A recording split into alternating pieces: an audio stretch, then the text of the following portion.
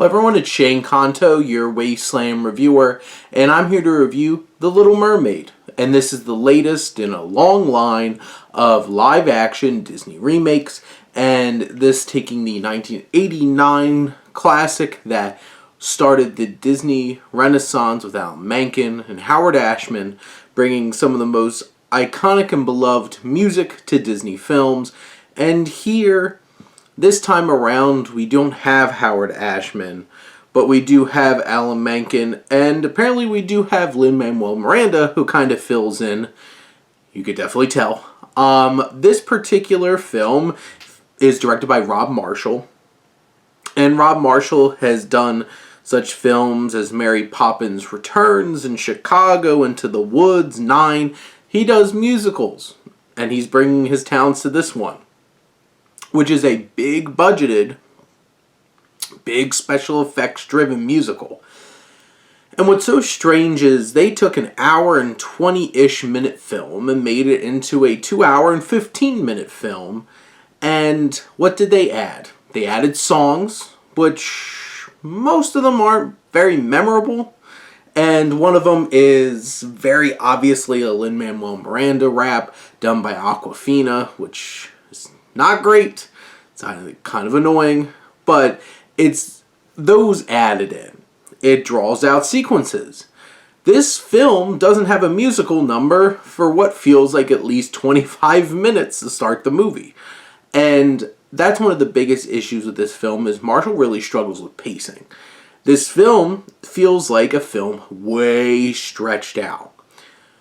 Oddly enough, the strongest piece of this film is the second act, which usually is the weakest part for a lot of movies.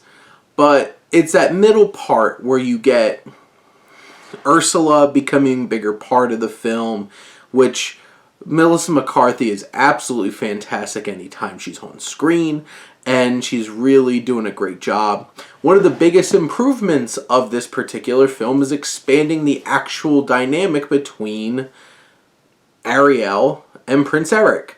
Prince Eric actually has characterization in this one. He's not a cookie-cutter, cut-out prince. And, I think the actor who plays him, Jonah Hauer-King, I think does a fine job. And there's moments throughout this middle piece where they have some genuine chemistry. And Halle Bailey, who plays Ariel, amazing voice, kills all the singing aspects of this film. There are some moments where some of her reactions are a little stiff, but when she's voiceless, she kills it. You could see all the little expressions on her face and selling everything. There's so much chemistry between them. And Kiss the Girl is so well done in this one. And it's that middle part of the film that feels great.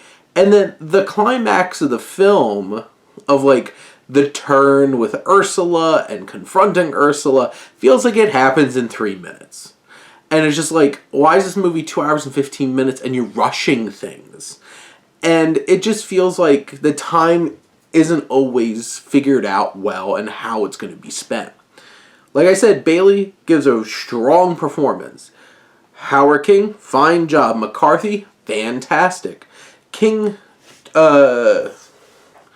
Triton is Javier Bardem has some little moments, but most of the time he's very stoic and bored looking, and I don't like what they did with his character in this film.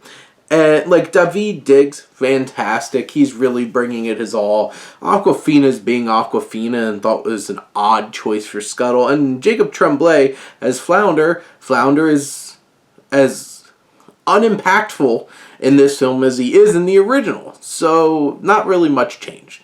The special effects, there's moments where it looks really uncomfortable and doesn't look right. There's others where this looks absolutely amazing. The lighting is bad in a lot of sequences. And this is where it's challenging translating animated to live action. Yes, a lot of these things would be draped in shadows because it's under the sea. But it's hard to differentiate anything. And, there's its positives, there's its negatives. It drags, it's over long. There's certain, like the songs added in there don't really feel great and feel like on the same level as the original songs. But when those original songs play, they're great.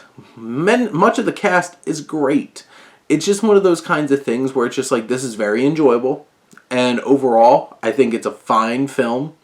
It just has its flaws. And it's going to have its flaws, and it's just a longer investment than I would like to make into this story and how they executed it. But overall, I think this is a fine live-action Disney remake, which puts it leaps and bounds above most of them. But those are my thoughts on The Little Mermaid. Let me know what you think, and let's talk some movies. But thank you as always for tuning in and supporting your Wasteland reviewer.